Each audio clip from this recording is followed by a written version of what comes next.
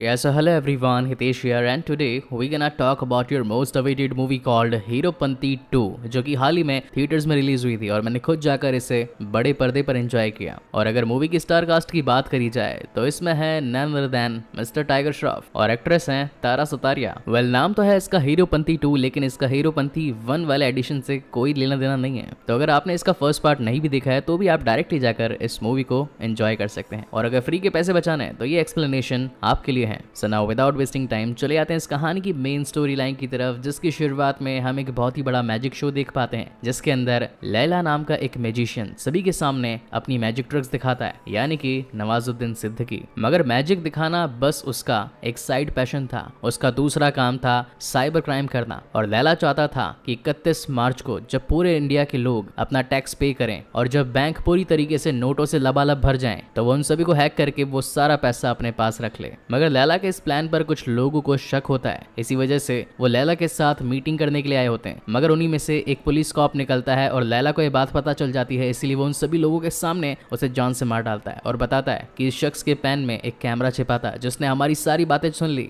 और अगर वक्त रहते मैं तुम्हें बचाता नहीं तो आज तुम सब लोग पुलिस की सलाखों के पीछे होते। वहीं पर सीन शिफ्ट होता है एक बूढ़ी औरत पर जो कि इस वक्त भगवान से अपने बेटे की पहली जॉब के लिए मन्नत मांग रही थी, जिसका बेटा और कोई नहीं वो होता है टाइगर श्रॉफ। वेल इस मूवी में उसका नाम है बबलू गली का बबलू। दिखने में बबलू काफी शरीफ था, मगर इतना शरीफ होने के बावजूद भी उसे कहीं जॉब नहीं मिलती। इनफैक्ट उसे धक्के देकर बाहर निकाल दिया जाता है और जब ये बात उसकी मॉम को पता चलती है कि उसका पहला दिन जॉब का नहीं गया, उसे वहां से भी निकाल दिया गया, तो इसका मतलब जरूर उसके बेटे पर कोई तो बुरी दुर्दशा चल रही है। इसलिए उन्हें मिटाने के लिए वो वहां से इंडिया के लिए निकल जाती है, जहां पर वो गंगा घाट पर जाकर अपने बेटे की जॉब के लिए प्रेम मांगती है। जिसके बाद सीन शिफ्ट होता है एक बहुत ही प्यारी कार पर, दैट इज लैम्बोर्गिनी कलर रानी, जिसमें से निकलती है इस मूवी की रानी यानी कि तारा सुतारिया। मूवी में इस कैरेक्टर का नाम है एनाया, जो कि एक सेल्फ मेड गेमर कंपनी चलाती है और साथ ही यंगेस्ट बिलीनियर भी है। लेकिन साथ ही उसकी खराब आदत ये भी थी कि वो लोगों के ड्रेसिंग सेंस से उन्हें जज किया करती थी कि वो एक सक्सेसर है या फिर लूजर। या एनाया उन सभी लोगों को जो कि उसकी कंपनी में काम करते हैं उन्हें उनके कपड़ों से जज कर रही होती है। तभी वहां पर उसकी नजर जाती है आरजे पर, जिसे वो बबलू समझने लगती है। मगर बार बार टाइगर श्रॉफ उससे कहता है कि मैं मैडम आरजे हूँ, मेरा नाम आरजे है, मैं आपका कोई बबलू शबलू नहीं हूँ। और जिसके बारे में आप सोच रही हैं हो सकता है कि वो कोई और पर्सन हो। मगर एनाया थी कि जो मानने का नाम नहीं ले रही थी और वो कह रही थी कि मेरे बबलू के बम पर एक तिल है, बस वो दिखा दो और फिर मैं मान जाऊंगी। अब ना चाहते हुए भी आरजे को पूरे बिल्डिंग में मौजूद सभी लोगों के सामने पैंट को नीचे करके दिखाना पड़ता है। वेल ऐसा करते हुए काफी शर्म आ रही थी। I can relate to him. आप मुझे बताइए, अगर मॉल में कोई लड़की आपको पैंट खोलने के लिए कहेगी तो आप क्या करेंगे? प्लीज मुझे कमेंट सेक्शन में जरूर बताइएगा। वेल कुछ तो खोल भी देंगे। अब यहाँ पर ऑलरेडी उसकी काफी ज्यादा बेइज्जती हो चुकी थी, इसलिए वो बिना वक्त गवाए वहां से निकल जाता है खुद की साइकिल पर बैठकर, और साइकिल ऐसे चला रहा हो मानो धूम का ऋतिक रोशन। वेल धूम के ऋतिक रोशन से याद आया, इन दोनों महायोद्धाओं की एक मूवी बनाई थी मैंने, वॉर, लेकिन क्या करें कॉपीराइट क्लेम और स्ट्राइक्स वाले जीने का देते हैं। मूवी को जितनी बार भी अपलोड करो साले हर बार उतार देते हैं। मुझसे कुछ पर्सनल दुश्मनी है। वेल दुश्मनी को साइड रखते हैं और सबसे पहले देखते हैं आप लोगों के एंटरटेनमेंट के लिए। इस मूवी को मैं वैसे एक्सप्लेन नहीं करने वाला था क्योंकि न्यू मूवी पर डायरेक्टली स्ट्राइक आती है, बट आपका एंटरटेनमेंट मेरे लिए नंबर 1 पर रहता है। That is why no strike with strike की tension, only focus on your attention. Now coming back to the main story. घर जाते वक्त का एटीट्यूड देखकर आरजे का हम सभी को ये तो बिलीव हो गया था कि वो कोई दूसरी पर्सनैलिटी बनकर जी रहा था, और तभी वो अपने घर पहुंचकर एक बड़ा सा हथौड़ा लेकर अपने दीवार पर जोर जोर से वार करता है और उसमें से एक रेड बॉक्स निकालता है जिसके अंदर एक मोबाइल पड़ा था, जिसमें सिम लगाने के बाद वो कॉल करता है इंडिया के सीबीआई डिपार्टमेंट में और खुद का नाम बताता है प्लम्बर। वेल प्लम्बर से मुझे याद आया, बेन 10 की सीरीज में जितने भी लोग नल वॉइड के क्रीचर से लड़ा करते थे उन्हें प्लम्बर्स ही कहा जाता था, यानी कि बैन ग्वेन और साथ ही उनके ग्रैंडपा भी प्लम्बर ही थे। अगर आपने मेरी बेन 10 की सीरीज नहीं देखी जिसमें कार्टून और मूवी शामिल है तो मेरी सिस्टर प्रतीक्षा नागर के चैनल पर जाकर उन्हें जरूर चेकआउट कीजिएगा। वेल यहाँ पर बबलू किसी खान नाम के इंसान से बात करना चाहता था, मगर इस वक्त वो शख्स यहाँ पर नहीं था और किसी और ने उसका कॉल पिक किया था। और जब उसे पता चलता है कि फोन पर बबलू नाम का शख्स है जो कि अपने आप को प्लम्बर बता रहा है, तो उन्हें फट से पता चल जाता है कि वही शख्स है जो कि लैला के पीछे पड़ा था उसके इलीगल क्राइम को रोकने के लिए, और वो सारी इंफॉर्मेशन लैला तक पहुंचा देता है। और अब ये बात टोटल 5 अलग अलग देशों में फैल जाती है, जिनमें था इजिप्ट, रशिया, मॉस्को, दुबई और चाइना। जिसके बाद कहानी जाती है एक फ्लैशबैक में 2 साल पीछे, जहां हम देखते हैं कि लैला के इलीगल कामों के पर खान सर चर्चा कर रहे थे और अपने इंटेलिजेंट ऑफिसर्स को ये बता रहे थे कि अगर लैला अपने काम में कामयाब हो गया तो इस देश के हर किसी आम आदमी के बैंक अकाउंट से उसका सारा पैसा उड़ जाएगा। अगर हमें लैला को रोकना है तो हमें एक स्मार्ट हैकर की जरूरत पड़ेगी। यानी कि यहाँ पर सीधी बातचीत हो रही थी बबलू के बारे में। हालांकि बबलू को जॉब जॉब तो कहीं मिल नहीं रही थी, लेकिन उसकी हैकिंग स्किल्स काफी ज्यादा अच्छी थी और वो सिर्फ पैसों के लिए काम करता था। लेकिन गेम में ट्विस्ट की बात तो तब आती है जब बबलू खुद खान के घर पर होता है और बताता है कि आप लोगों ने मुझे नहीं ढूंढा, बल्कि मैंने आप लोगों को ढूंढा है। दरअसल बात ऐसी थी कि उसने काफी सारी हैकिंग कर ली थी और उसके काफी सारे पुलिस क्रिमिनल रिकॉर्ड भी शामिल थे और बबलू अब अपने आप को क्लीन चिट करवाना चाहता था, इसीलिए वो पुलिस की मदद करना चाहता था और इससे बड़ा मौका उसे और कोई मिल भी तो नहीं सकता था कि एक बड़े क्रिमिनल को पकड़वा दो। खान उसे काफी अच्छा ऑफर देता है और बताता है कि अगर तुम हमारा साथ दोगे तो तुम्हारे ऊपर लगे सारे चार्जेस हम हटा देंगे। इन सभी के बीच बबलू की बैचलर लाइफ भी काफी अच्छी चल रही थी। वहीं वो एक पब में बैठा दारू पी रहा होता है अपने फ्रेंड्स के साथ में, तभी उसकी नजर इनाया पर जाती है जो कि अपने बॉयफ्रेंड के साथ काफी झगड़ा कर रही थी और कह रही थी कि आज से यू आर फायर्ड। तो वो कहता है कि मैं तेरा बॉयफ्रेंड हूँ, कोई एम्प्लॉय नहीं। लेकिन इनाया को उससे कोई मतलब नहीं था क्योंकि अब उसका उससे दिल भर चुका था और जाते वक्त ये कहती है कि मैं जो चाहूँ वो कर सकती हूँ, यानी कि चाहूँ तो किसी को किस भी। और तभी वो बबलू को देखती है और उसे हैंड टू हैंड वहीं पर किस कर देती है और इसी पहली मुलाकात के साथ में इन दोनों की दूरियां कहीं ना कहीं करीबियों में बदलने लगती है और मिस हैरा सॉन्ग आ जाता है। आप में से किस किस ने मिस हैरा पर डांस किया है मुझे कमेंट सेक्शन में जरूर बताइएगा। और इसके बाद होता है इस मूवी का बहुत ही बड़ा बॉम्ब ब्लास्ट, जहां पर सभी व्यूअर्स को ये पता चलता है कि इनाया और किसी की नहीं बल्कि लैला की सिस्टर होती है, यानी कि बबलू को सब कुछ उसकी थाली में परोस दिया गया था। जिस लैला को वो इतने टाइम से पकड़ने के बारे में ढूंढ रहा था वो तो उसे यूं ही मिल चुकी थी। मगर लैला इस बात को समझ जाता है कि इतनी जल्दी लड़की को फंसाया, उसके बाद में मुझ तक आया और अब काम भी मांग रहा है। जरूर ये कोई ना कोई तो हैकर होगा, इसे जरूर खान ने मेरे पास भेजा होगा मुझसे मेरी इन्फॉर्मेशन निकलवाने के लिए। और अब बल्कि उल्टा बबलू को अपने ही काम में लगवा लेता है और कहता है कि मेरे साथ रहेगा तो ऐश करेगा, चल मेरे काम पर लग जा। जिसके बाद कहानी अगेन प्रेजेंट टाइम में आती है और यहाँ पर हमें पता चलता है कि बबलू को मारने के लिए किसी ने कॉन्ट्रैक्ट किलर को भेजा था, मगर वहीं पर पहुंच जाती है इनाया उसकी जान बचाने के लिए और सिर्फ ये कहने के लिए कि आखिर बबलू तूने उन सभी के सामने मुझे पहचाना क्यों नहीं। और यहाँ पर बेचारे बबलू के बम में एक गोली भी लग जाती है, मगर फिर भी वो उन गुंडों के साथ में काफी देर तक लड़ता रहता है। और सच बताऊं तो ये थे इस मूवी के one of the best fighting scenes जिनके लिए आप इस मूवी को देखने के लिए थिएटर्स में गए थे।